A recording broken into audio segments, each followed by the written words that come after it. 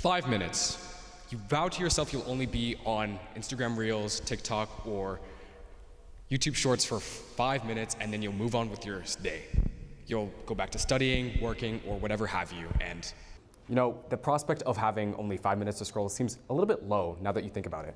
So that 5 minutes becomes 7, 7 becomes 10, and then all of a sudden it's 11 p.m. What started at 7 p.m. has turned into a hedonic scroll, a hedonic trance of which you cannot remember. TikTok itself, in and of itself, is not the issue. The issue is that our attentions have been monopolized and taken advantage of. We are not consuming art and what should be the most evocative pieces of all time. We are consuming for the sole purpose of satiating our desire to endlessly consume. So if you take this phenomenon and proliferate it across several industries, take film, take video games, and take literature, you'll see a pattern emerge. Take Marvel, for instance. Marvel, when moving to their 5th stage, has, instead of using their source material to create something that is incredibly evocative, incredibly unique to the individual, and something that is unique to the artist that created, they have created a culture of making and producing media for the sole purpose of profit. Instead of talking about having superheroes who are absolutely unique and have this incredibly unique storyline that they follow, they have fallen into a formulaic, cookie-cutter product that is only meant for consumption. If you look at the amount of re-releases and remakes that are being made in film and the show industry as well, you'll see that you'll have to have a significant margin of safety before you can create anything evocative or create anything that is personal to the individual. Now take video games. If it wasn't already clear that art is being created for the sole purpose of accruing profit, this industry will cement that idea. The amount of microtransactions, loot boxes, you've got several means by which these game developers are psychologically taking your wallet and taking out dollar after dollar for the sole purpose of profit. It's one of the largest industries for a reason, and if you look at all of the microtransactions, the live services and subscription models that are present in this industry, you'll see that the point of these games are not to have the gamer have a precise experience that is in a specific narrative.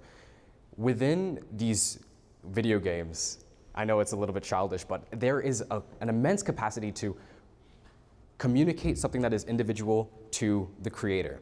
And somehow the most immersive piece of art has contorted into a mere means by which profit is accrued.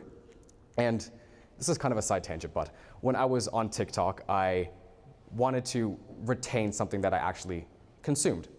And so I went on to Book Talk, and I looked through the hashtags, and I was like, oh, this has enemies to lovers, this has XYZ, and an entire doctrine of genres and tropes that are used to really communicate what is on this piece of literature. What I thought was just a mere categorization it turned out to just be an ingredient list of what somebody is trying to mindlessly consume. I'll draw a comparison to see why this is an issue. Take ramen. Cup ramen, you can enjoy it, you can have it, but if you endlessly consume it and use it to only survive, you're not engaging with the culinary art of cooking, you're engaging with mindless consumption to satiate a primal urge. And just like satiating that primal urge to make yourself not hungry, you are consuming art for the sole purpose of just retaining your attention on something, fixating your attention on some piece of media that you might not even remember. So, if you see these 3 industries, you'll see that a pattern emerge that art is not being created for the purpose of expressing something. It is being created for the purpose of commodifying whatever message is behind it.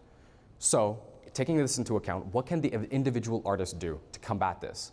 Well, I recommend taking up a second job to survive in such a system where algorithmic and formulated products are prioritized and can be lucrative while saving your creativity for another project. If you're already in a creative industry, take that creativity and try to maneuver within the constraints that you have been set under. But if you are not a creative, I encourage you to voice your creativity through whatever means you wish. It's kind of sad to think that people don't create because there is a fear that their art won't be commercially viable or socially rejected. When, if you look at children, for example, they create art for the sake of creating art and because it's fun and because they want to express themselves in a unique way that words can't fully encompass. And if they can be encompassed by words, they will write the most beautiful, creative things that are detached from any sort of algorithmic system. So instead of feigning behind the excuse of I'm artistically disabled or I am creatively bankrupt, create something for the sake of expressing yourself. Create something that is not abiding to the monoculture that has been cultivated by a system that does not favor creativity but commodification. So even if you haven't drawn in years or haven't written in years, write something to combat this monoculture. Who knows if you're going to be the next Jane Austen or Kafka? You don't have to be an influencer to really put your message out there. As long as you create art for the sake of creating art, you are taking back your voice. You are combating this monoculture and you are expressing yourself. So if I'm going to leave you with anything, I want to call to action for you guys to create something that is wholly unique to yourself and not abiding to whatever arbitrary system you were born under. Thank you.